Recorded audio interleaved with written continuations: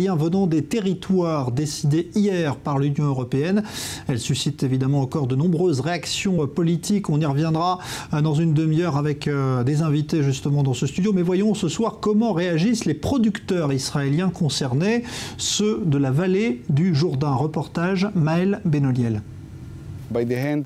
L'un est producteur d'épices, l'autre produit des dattes, des marchandises qu'ils exportent à l'étranger depuis toujours.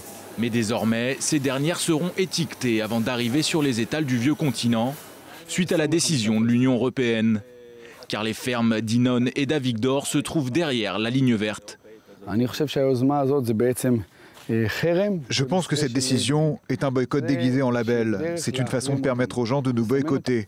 Au lieu d'acheter un produit en fonction de sa qualité et de la comparer à d'autres, c'est comme si nous étions de nouveau marqués d'une étoile jaune. Qu'est-ce que ça te fait de savoir que bientôt tu seras labellisé? Comment tu le prends? Je vais te dire, ça va pas faire bon effet, mais ça n'empêchera pas les gens d'acheter mon produit.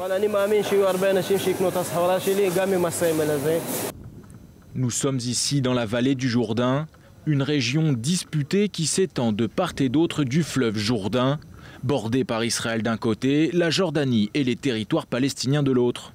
Une région avant tout agricole où se trouvent 900 exploitations appartenant à des Israéliens.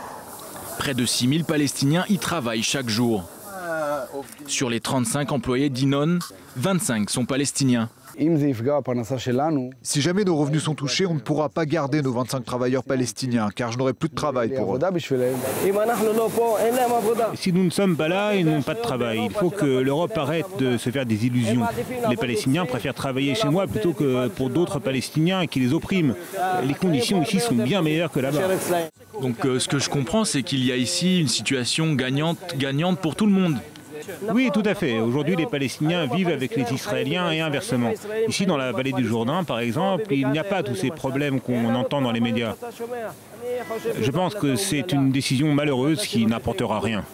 Je ne sais pas si cette décision aura un impact, j'espère que non. En tout cas, jusqu'à aujourd'hui, nous avons toujours su faire face à différents problèmes et autres conflits. Donc j'imagine que nous nous en sortirons, quoi qu'il arrive. Des propos confirmés par le président du conseil régional de la vallée du Jourdain. Cela fait déjà des années que sa région a anticipé cette nouvelle mesure. Ce n'est pas nouveau pour nous. Depuis 2007, nos produits portent une signalisation. Ça a commencé en Angleterre avec leur West Bank Product. Donc bon, il y a encore quelques années, 80% de nos produits étaient exportés en Europe. Aujourd'hui, ce n'est plus que 20%. Nous nous sommes trouvés des nouveaux marchés. Malgré tout, David El-Khayani ne compte pas en rester là. L'intention de l'Union européenne, en fin de compte, c'est de nous punir, nous les gens simples, car il n'y a pas de processus de paix. Il y a déjà de nombreux agriculteurs qui ont pris la décision de boycotter l'Union européenne. J'incite toute personne à le faire. Moi, par exemple, je ne roule plus dans des voitures européennes.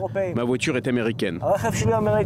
Pour l'Union européenne, cette nouvelle mesure n'est qu'une régularisation des législations des pays par rapport au droit international et ne constitue en rien un boycott.